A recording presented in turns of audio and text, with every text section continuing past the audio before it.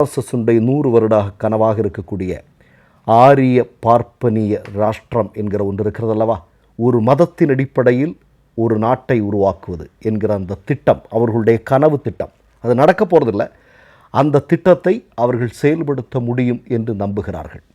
அதற்கான எல்லா வேலைகளையும் செய்து கொண்டிருக்கிறார்கள் அப்படின்னு மறைமுகமாக உச்ச நீதிமன்றத்தின் தலைமை நீதிபதி பொறுப்பில் இருக்கக்கூடிய ஒரு நபர் எச்சரிக்கை செய்திருக்கிறார்.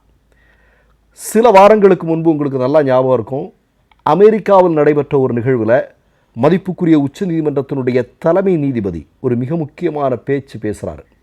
என்ன பேசுகிறார் அப்படின்னா, இந்தியாவில் நீதி அமைப்பு அப்படிங்கிறது மிகப்பெரிய அச்சுறுத்தலுக்குள்ளாக இருக்கிறது, நீதித்துறையில் பெரிய சுதந்திரம் இல்லாத ஒரு சூழல் உருவாக்கப்படுகிறது அப்படிங்கிற ஒரு குற்றச்சாட்டை அவர் முன்வைத்தார்.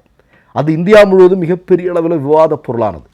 அதன் பிறகு நீங்கள் பார்த்தீங்க அப்படின்னா, நீங்கள் சமீபத்தில் இப்போது பாஜகவிற்கும் உச்ச நீதிமன்ற நீதிபதிகளுக்கும் இடையே வந்த மோதல் அதிகரித்திருக்கிறது. துணை ஜனாதிபதி களத்திற்கு வருகிறார், குடியரசுத் தலைவர் வருகிறார், பாஜக பாராளுமன்ற உறுப்பினர்கள் வருகிறாங்க. இவங்கெல்லாம் ஒரு பக்கம் நிற்கிறாங்க. மறுபக்கம் நீங்கள் பார்த்தீங்கன்னா நீதிமன்ற நீதிபதிகள், உச்ச நீதிமன்றத்தினுடைய நீதிபதிகள், நீங்கள் பாராளுமன்றம் இல்லையா பெருசு அப்படின்னு சொல்கிறாங்க.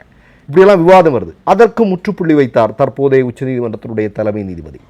அதாவது ஆர்எஸ்எஸ் நினைக்கிற மாதிரி, மோடி நினைக்கிற மாதிரி, மோடியினுடைய ஆட்சி நினைக்கிற மாதிரி உச்ச நீதிமன்றமோ அல்லது நாடாளுமன்றமோ அல்ல. அதையெல்லாம் விட பெரியது என்பது, இந்தியாவிலே மிகப்பெரியது என்பது இந்திய அரசமைப்பு சட்டம். அதை பாதுகாக்க வேண்டிய பொறுப்பு எங்களுடையது. அது எங்களுடைய உயிர் இருக்கும் வரை நாங்கள் அதை பாதுகாப்போம் அப்படின்னு அவங்க சொல்லியிருக்கிறாங்க. இப்போ சூரியகாந்த் என்ன சொல்லியிருக்கார் அப்படின்னா, உச்ச நீதிமன்றம் உயர் நீதிமன்றங்கள் இருக்கிறது அல்லவா, இந்த உச்ச நீதிமன்ற உயர் நீதிமன்ற நீதிபதிகள், நீதிமன்றங்கள் இவைகளை தங்கள் கட்டுப்பாட்டுக்குள் கொண்டு வருவதற்காக இவர்கள் துடித்து கொண்டிருக்கிறார்கள். இது 2015, அதாவது மோடி ஆட்சி பொறுப்பிற்கு வந்த அடுத்த வருடத்திலேயே இதை செயல்படுத்த ஆரம்பிச்சிட்டாங்க. அதனுடைய உச்சகட்டத்தை நோக்கி சென்று கொண்டிருக்கிறது அப்படின்னு சொல்கிறாங்க. உங்களுக்கு இந்த இடத்துல நான் சொல்ல வேண்டியது இருக்குது. 2015 காலகட்டத்திற்கு பிறகு திடீரென்று உச்சநீதிமன்ற நீதிபதிகள் கூட்டாக இந்தியாவில் இருக்கக்கூடிய செய்தியாளர்களுக்கு முன்னாடி ஒரு செய்தியை சொல்கிறாங்க. என்ன?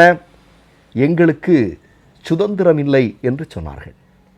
ஆனால் இன்றைக்கு அதில் இருக்கக்கூடிய பெரும்பாலான நீதிபதிகள் மோடியினுடைய ஆட்சியில் எந்தெந்த துறைகளில் எல்லாம் என்னென்ன பொறுப்புகளில் இருக்கிறாங்க அப்படிங்கிறதெல்லாம் நம்ம பார்த்துட்டு இருக்கிறோம். அது வேற விஷயம். ஆனால் அன்றைக்கு அவர்கள் சொன்னார்கள், எங்களுக்கு போதிய சுதந்திரம், எங்களால் சுதந்திரமாக செயல்பட முடியலை அப்படிங்கிற ஆதங்கத்தை அவர்கள் கொட்டி தீர்த்தார்கள். இது நிகழ்ந்தது. இப்போ சூரியகாந்த் என்ன சொல்கிறார் அப்படின்னா, இந்த அமைப்பில் இருக்கக்கூடிய சில